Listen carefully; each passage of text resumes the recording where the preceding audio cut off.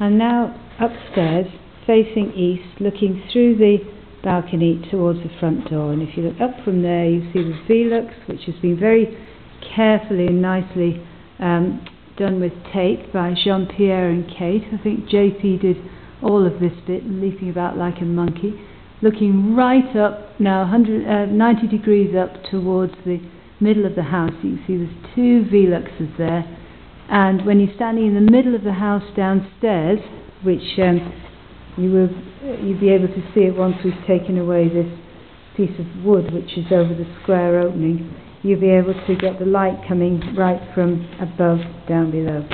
So from the east, working round clockwise, we've got first of all Kate's room, which is a nice bright sunny room on the southeast corner with a Velux and a window, but you probably don't need more than that when you're in this kind of situation.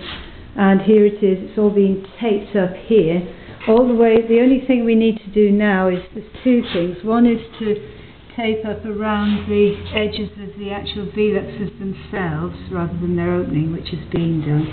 And also here, from the top of that piece of wood to the tape, we need to put another piece of wood there and stuff it all the way behind with rock wool, because that's an area where air can get in. I feel it's quite cold now, but you see all the corners have already been taped up very nicely.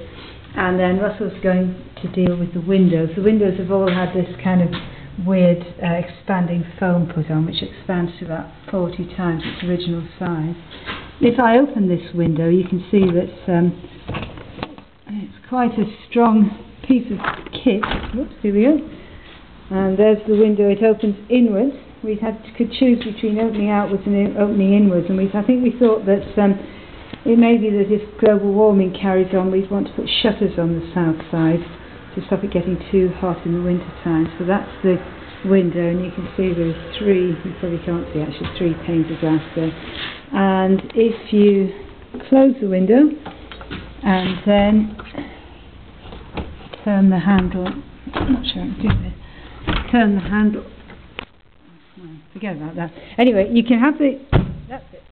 Close the window, just a minute, just put it down for a second, turn the handle up, which is what I've done just now. Then you can pull the whole window forward like that. It's actually not that hard to do, it's just quite hard when you've got dodgy shoulders and only one hand, because everyone's holding the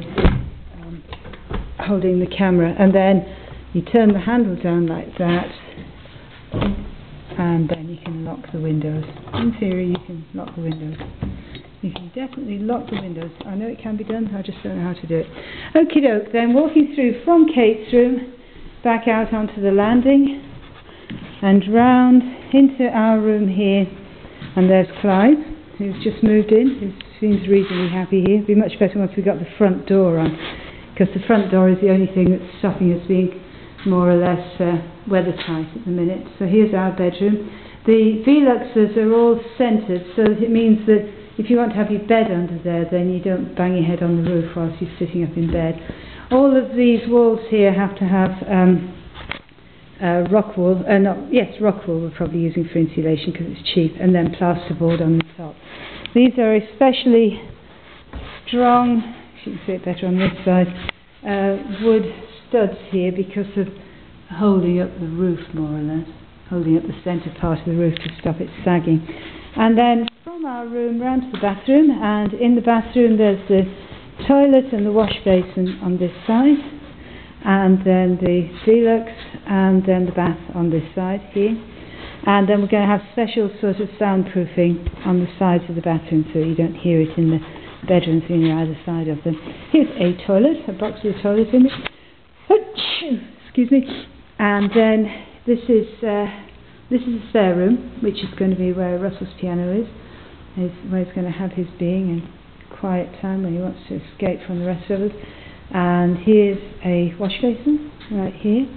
And if I come to the window here, you can see over to the field beyond, and the trees and the river and the road, and beyond there there's this. And then coming around here, all of these walls obviously have to have plasterboard on both sides, and they're all going to be insulated as well. And then this is Emily's room, which she likes because It's north facing, but it's got 2 windows, so it'll let in a bit more light. But the reason she likes this room is because if we just come round here, this is the wall to the staircase, you can see it's got this